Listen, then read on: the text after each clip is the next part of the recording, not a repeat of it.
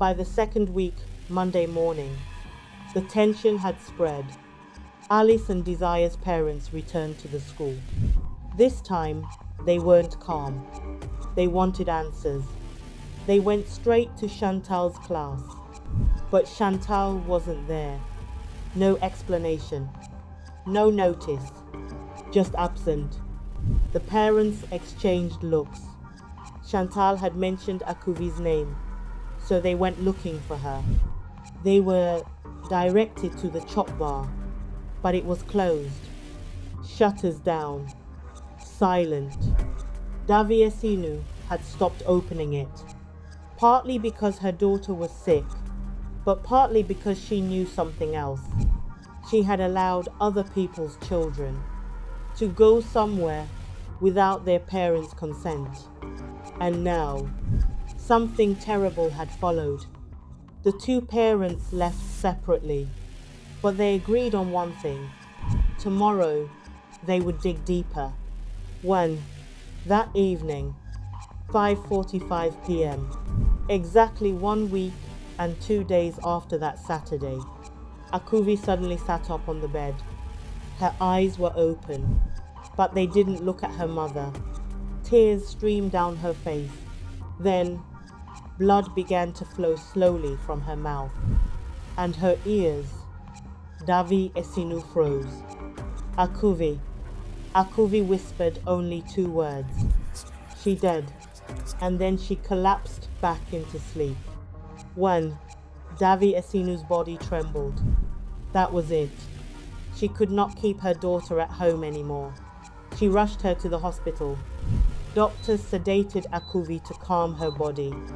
Machines beeped softly in the room. But the doctors had no explanation. No injury. No poison. No diagnosis. Just symptoms without cause. That night, sitting beside the hospital bed, Davi Esinu whispered, "If the church cannot help now, I will search another way." Her voice was firm. "I will not allow my daughter to suffer like this." When, Tuesday morning, the news broke. Alice was dead. The entire school was in shock. She was an A+ student, disciplined, obedient. The first time she did something without telling her parents, it cost her life. Desire's parents rushed to Alice's house to comfort them, but what they heard there made their blood run cold. Alice's mother spoke slowly. At exactly 5:45 p.m., she started shaking. Her hands trembled as she spoke. She bent, twisted, and began to hiss. She manifested like a snake. The room fell silent. Before she died, she whispered something.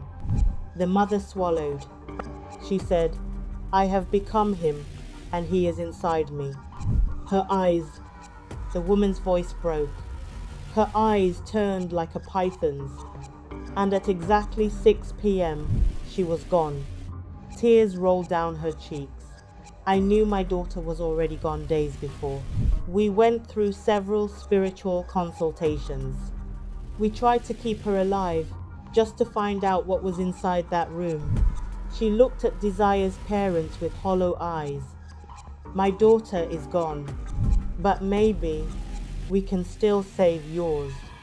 And somewhere, in a hospital room not far away, Akuvi's monitor beeped steadily. 5:45 p.m. The same time, every day, something was counting down.